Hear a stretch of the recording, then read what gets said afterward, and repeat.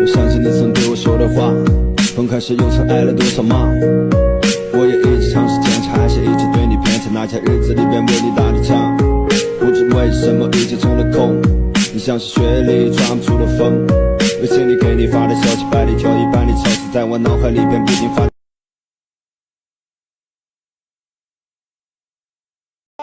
Tuổi thầu ý lúc sông chia, e buồn thìa tao tung gì xia, ya chừng nó gần trong hai tiền, nên nấu no là chừng kho xia, linh mùa từ trong gì xia, yang muốn mua thiệt.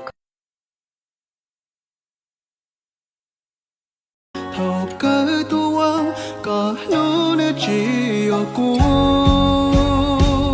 chỉ xa có tôi có nhớ nó nông mù ya tôi ở cuốn dù ya con dây muốn nụ nào.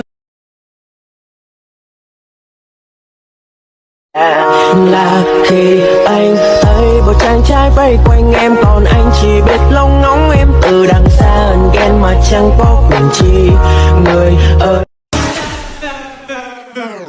Sự chú ý của ta lỡ va phải vào ánh mắt của nàng. Quê hương gọi anh nơi chiến trường, anh bước chân đi mang trên vai màu áo lính. 2 năm anh nhầm ngủ, em có chờ anh không? 2 năm anh phải sống trong nỗi nhớ thương em từng đêm. Chỉ mong 我可以跟你回家吗？你多吗？